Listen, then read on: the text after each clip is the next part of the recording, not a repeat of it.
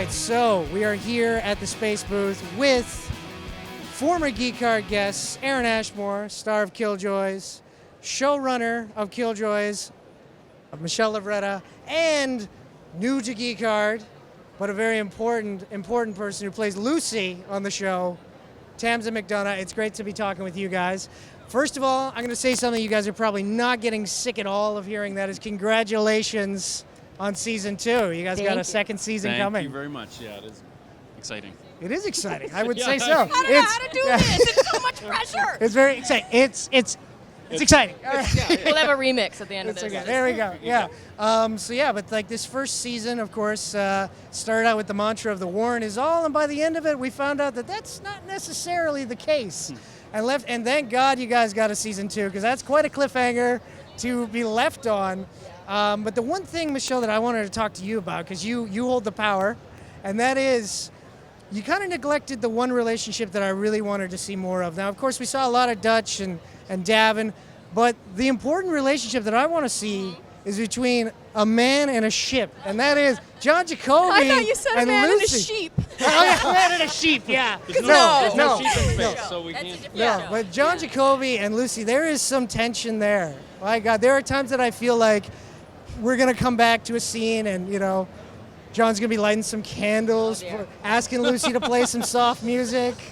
I've been asked that question a lot, and I just feel so awkward for John. So I'm like, the way people are visualizing this, I'm like, let's, maybe we'll give him a real girl that lives for a while. And That's important, that she lives for a little while. Yes. We joked about that, I think, at the beginning, because I was like, obviously there's something interesting dynamic between Lucy and John, and we'd sort of made jokes that John's in the ship and the other two come in, and he's been like, talking to her and like polishing something. He's like, oh, hey, yeah, what's Puts up, the rag guys? down. Yeah. Oh, no, just, that kind of stuff. But I think part of it is that Lucy went through quite an evolution, and originally when I conceived of her, I think that she was a little bit more motherly and a little bit older. And I think as often happens when you have a young, beautiful actress, the voice is also young and beautiful. It's weird, you can kind of tell. So I think it came through. I told someone once that I have a story in the back of my mind now that we've met lovely Tamsen that let's hope that we get episode 900, and for some reason if you're going off on your own lone soldier, I like the idea of you showing up at sort of a bar and having a drink, and then it's you that sits down beside that needs a lift, and so we all know that basically Johnny and Lucy are going to go off together. The thing I found interesting about your performance was that it's got a clinical kind of sound to it, but also it's very soothing. Sexy clinical. Was that something you were going for, like to have that kind of like almost kind of soothing nature to the voice, or? Yes. Yeah. Did you like it? Yeah. Then yes, that was what I was going for.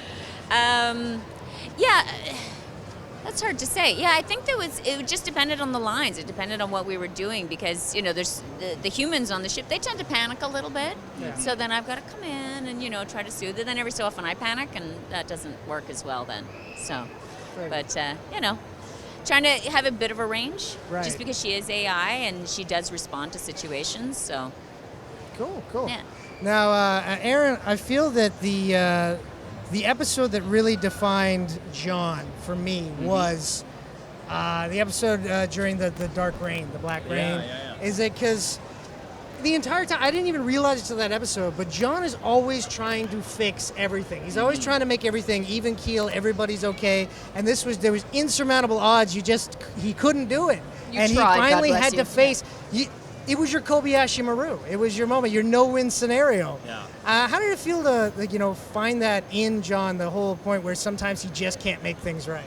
I really enjoyed that episode because of that. And I think, though, at the end of the day, as much as he sort of snaps and, has that moment where he just says, F it, and, takes everybody out, I mean, the scene right afterwards, almost like when he's back with Dutch and stuff, I mean, he's sort of back to that element, and I think that he'll never get totally away from wanting to help people and that, but I think that sort of for him discovering that other side of himself, maybe a little bit more selfish, maybe a little bit more badass, I think that that's really interesting for him as a character to be able to do that, to know that he can sort of step up and do it by himself.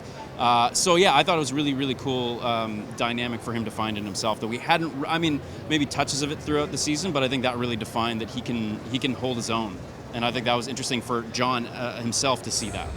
I think the most enjoyable part of the process, well, it's kind of an evolution, but it starts with as we get to see the people that are actually going to be saying our words, and then with a show like this that's so heavy on VFX, and I know the actors have the same experience as well, it's when you can actually see everybody else's jobs coming into play and see the final thing. We, even through the editing process, kind of only have a concept of how it's going to finally look.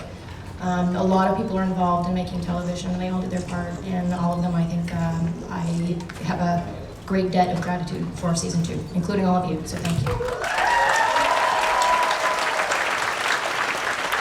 Finally, we got season 2 coming up. Michelle, I know you can't reveal much, but because everybody's been asking about it, and I know it's something that you guys have stated in before that you'd love to see. Are we going to see more branching out of the universe? Are we going to see them going farther? There actually is a storyline that we have planned that will do that. Now, whether we actually are able to get the approvals and tell all those stories that we have in mind. We're in the early days now, which is part of why I don't want to be spilling things. I don't want to be saying stuff I can't commit to, but that is certainly the appetite at the moment. I would say that there are hints at the end that you see of a sort of a larger course mystery that now involves Arkin as well. You will get more into level 6s. There might be some new bad people. There might be some new love interest type people. There's a lot planned, y'all. You should just watch because there's a lot of stuff. Well, I want to thank you guys. It was a rocking first season. Thank you so I can't much. wait for season 2. And Heart Sci-Fi is back with a vengeance. I love it. And fun. Thanks, guys. Thank you. Thank you. Thanks so much, guys.